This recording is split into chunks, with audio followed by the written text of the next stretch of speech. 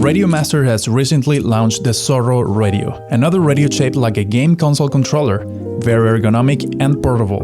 Welcome to HTX. But still powerful in functionality and radio link. It includes a monochrome LCD screen, and the radio comes with HTX pre-installed out of the box. Pretty similar to OpenTX, it allows you to set up any aircraft model just like in the big radios. This allows the radio not only to be used for FPV but also for any other RC line-of-sight aircraft. Full disclaimer, this is not an advertising for Radiomaster. They did send me the radios for free to review them and show them to you and say what I think, but they didn't pay me anything. So I'm going to say whatever I think about the radios, whether it's good or bad, and that's my own opinion. I really love the small form factor. I prefer to take to the field a small radio sometimes, especially when I'm flying small airplanes or multi-rotors. It just saves space in my backpack. Of course, this is not the first radio to have this shape and functionality, but it's the first to implement Express LRS built into it. See, you can buy 3 different versions with 3 different protocols, and one of them is the ELRS protocol, which you can bind with 2.4 GHz ELRS receivers. I also have the newest ELRS receivers here from Radiomaster, and just take a look at how miniature they are. They are half the size of its Beta FPV counterparts, and this one has a ceramic antenna soldered onto the board, but if you prefer an external antenna, here you go. The internal Express LRS module of the radio is officially supported by ELRS. In the upcoming days you'll see support in the ELRS configurator to update your firmware in future versions. For your radio, if you want to use OpenTX instead of HTX, you can. Right now, it's only compatible with the nightly builds of version 2.3.15.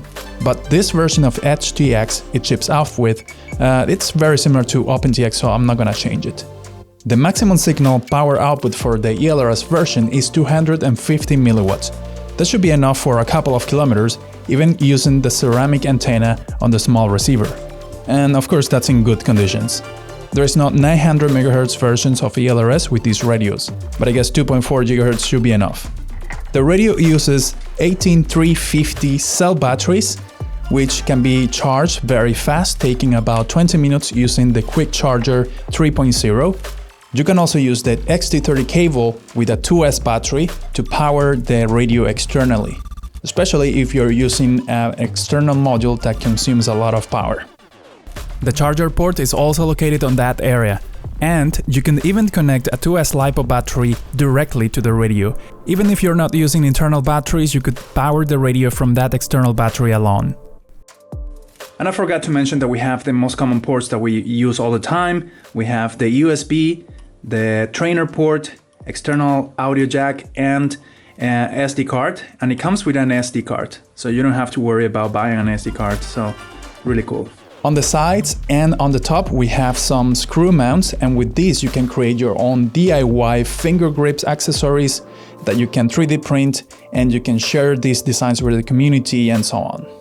We can extend the antenna at the top, boop, just like that, and we have better signal. And if you want to modify it with a bigger external antenna, there is a space for that. The Hall sensor gimbals can be adjusted from the front and the back of the radio. With this you can change the gimbals to be from mode 2 to mode 1 or vice versa if you like to, without the need to open the radio. Being a small radio doesn't mean that we won't have all the switches and buttons that we can possibly get. It has 4 flip switches, 2 push buttons on the front of the radio and 2 at the back, plus 2 potentiometers, which by the way have not much resistance, so they move very easily. I hope in the future versions they can fix that. And of course it has the external module bay compatible with TBS and ELRS and many others. Things that I don't like about the radio. It's pretty good actually. The first thing I notice is that my hands are very big, you know, in general, like for everything. But in this radio they feel a little bit bigger, so you know, it's because the radio is smaller than the average, but it's not that much, so it's something that I have to get used to. You know, you cannot do anything about it because it's a small radio, so if you want to keep things small, then you have to get used to it. There is also some background noise produced when a sound is generated. I'm not sure if that's a firmware issue, but it's most likely since it sounds only when another sound is produced. But who knows? And as I said before, the potentiometers are very soft. My mouse wheel has more resistance to it than these. I feel like using these guys won't be very accurate. I hope they fix that at some point in future batches. The flip switches are a bit small for my taste, but that's maybe my own preference. I will prefer to have more grip in the switches, but sometimes it might be okay to have very small switches. And finally, the gimbal adjustments are very confusing. I'm not sure what direction I should turn to change what, and it's not described in the quick guide, but it comes as a standard mode too, so I don't really need to change much. But I did figure out later how they work, and I'm going to explain when I open the radio, and I'm going to show you what they do. By the way, soon new gimbals are coming out, CNC machine gimbals, very nice. So let's wait for those and change them as soon as they arrive. In general, I like the idea of a radio like the Tyrannis and taking all its functionalities and smashing them into a smaller, elegant design. Now let's open it and see what's inside real quick. Well, as soon as you open the radio, this is what you see, and as you can see, we have several layers here to make the radio compact. So if I want to see inside and, move the gimbals or do whatever with the gimbals, I need to take this off, although I have access here to some parts of the gimbal, but it's not comfortable to access those.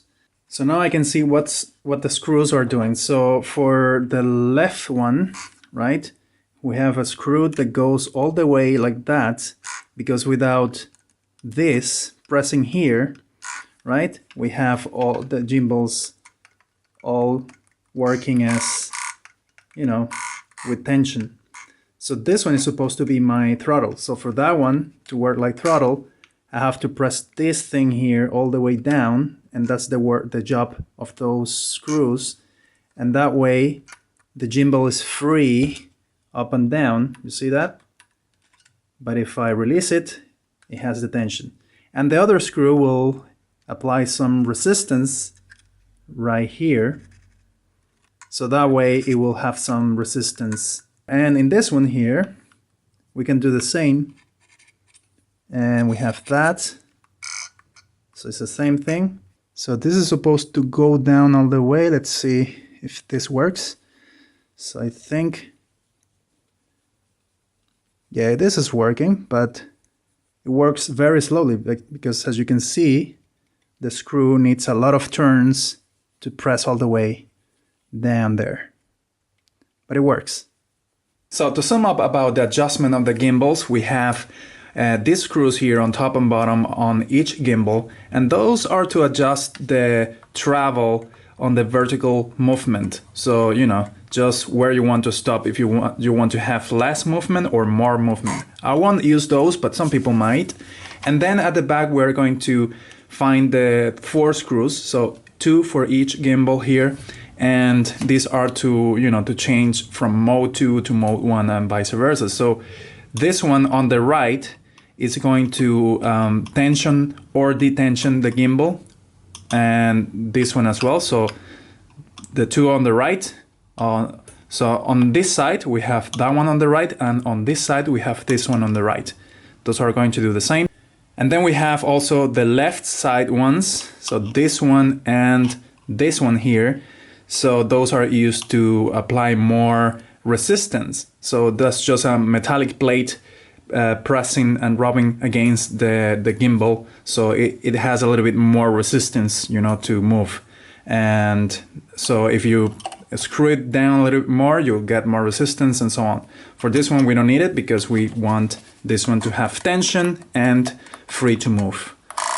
So I'll leave a link in the description below to buy the radio if you are interested. If you have decided to get one, these are affiliate links, so if you buy from that link, I'll get just a small commission that helps the channel. If you really want to know more about these radios, just do yourself a favor and watch Joshua Barwell's videos. He's the main guy on this kind of reviews and he tackles everything.